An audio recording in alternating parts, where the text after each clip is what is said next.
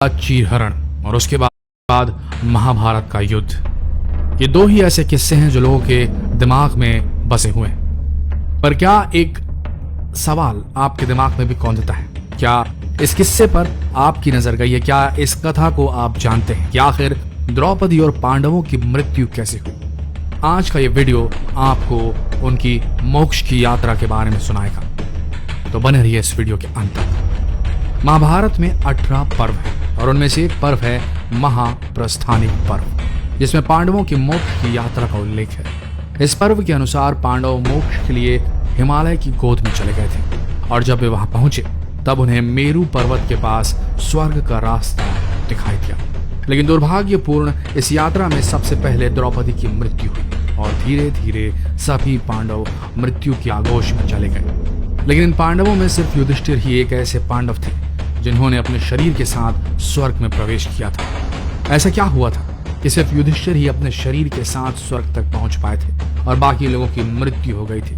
आइए जानते हैं। जब यदुवंशियों का राजपाट समाप्त हो चुका था तब महर्षि वेदव्यास की आज्ञा से पांडवों ने सब कुछ छोड़कर मोक्ष प्राप्ति के लिए परलोक जाने का निश्चय किया और द्रौपदी सहित सभी पांडव स्वर्ग की यात्रा पर निकल गए।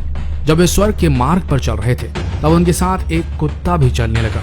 उनके रास्ते में कई नदियां और समुद्र पड़े और धीरे धीरे वे लाल सागर तक पहुंच गए। स्वर्ग के रास्ते में जाते वक्त वहां अग्निदेव उपस्थित हुए और उन्होंने अर्जुन की गांडीव, धनुष और अक्षय तरकश का त्याग करने के लिए उनसे कहा, लेकिन अर्जुन ने ऐसा करने से मना कर दिया। यात्रा काफी लंबी थी और वे धीरे धीरे हिमालय पर्वत तक पहुंच गए। जब उन्होंने हिमालय पर्वत को पार किया तब उन्हें रेतीला समुद्र दिखाई दिया। इसके बाद उन्होंने मेरु पर्वत के दर्शन किए, लेकिन अचानक तभी द्रौपदी लड़खड़ाकर गिर पड़ी।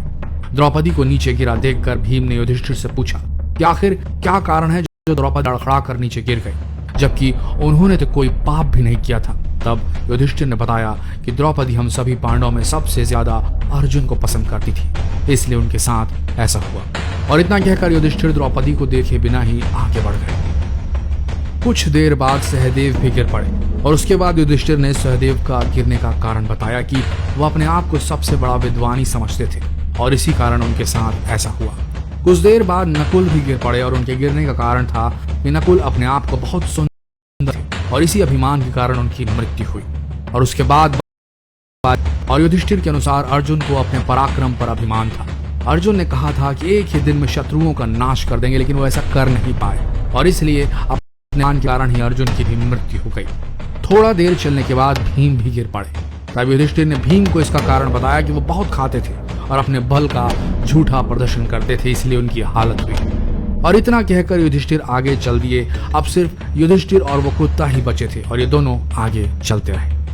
थोड़ी दूर चलने के बाद इंद्रदेव स्वयं अपने रथ पर सवार होकर युधिष्ठिर को लेने के लिए पहुंच गए। युधिष्ठिर ने इंद्र से कहा कि मेरे प्रियजन रास्ते में गिरे पड़े, कृपया उनकी भी कोई व्यवस्था कीजिए। तब इंद्र ने कहा कि वो लोग पहले ही स्वर्ग पहुंच चुके हैं और वे सभी शरीर त्याग कर स्वर्ग पहुंचे, लेकिन आप अपने शरीर के साथ स्वर्ग में जाएंगे। इंद्र की बात सुनकर युधिष्ठिर ने कहा कि यह कुत्ता मेरा परम भक्त, इसलिए इसे भी मेरे साथ स्वर्ग जाने की आज्ञा दीजिए।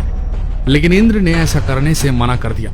काफी देर तक युधिष्ठिर अपनी बात पर अड़े रहे और फिर उस कुत्ते ने यमराज का रूप ले लिया। असल में वे यमराज ही थे जो उनके साथ इस यात्रा में शामिल थे। इसके बाद इंद्र युधिष्ठिर को अपने रथ में बिठाकर स्वर्ग ले गए। स्वर्ग जाकर युधिष्ठिर ने देखा कि वहां दुर्योधन एक भव्य सिंहासन पर बैठे हैं। ये देखकर युधिष्ठिर ने देवताओं से कहा कि मेरे प्रियजन कहाँ हैं और मैं भी उनके साथ ही रहना चाहता हूँ। तब देवताओं ने कहा कि यदि आपकी ऐसी इच्छा है तो आप इस देवदूत के साथ चले जाइए, यह आपको अपने भाइयों के पास पहुंचा देगा।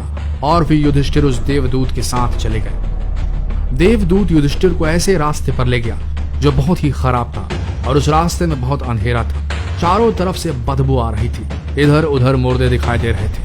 वहां की दुर्गंध से तंग आकर युधिष्ठिर ने देवदूत से पूछा कि हमें और कितना आगे चलना है और उनके भाई बंधु कहाँ हैं? युधिष्ठिर की बात सुनकर देवदूत ने कहा कि देवताओं ने कहा था कि जब आप थक जाएं तो आपको लौटा लाऊं, यदि आप थक गए हो तो हम पुनः लौट चलते हैं। तब थक हार कर युधिष्ठिर ने ऐसा ही करने का निश्चय लिया और जब युधिष्ठिर वापस लौटने लगे तो उन्हें रोने की आवाज सुनाई थी। वो सब युधिष्ठिर से कुछ देर वहीं रुकने के लिए कह रहे थे।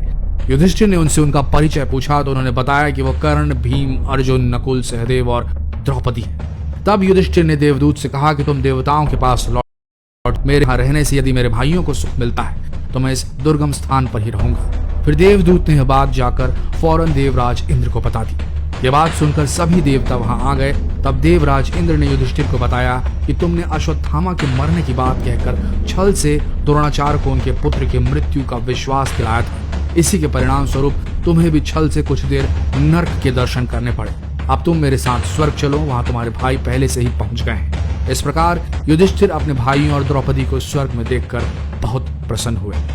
आशा करते हैं ये वीडियो आप सबको वो गाथा सुनाने में कामयाब हुआ होगा जिसके लिए आप यहाँ हैं। जितना हो सके इस वीडियो को शेयर फेसबुक पर, व्हाट्सएप पर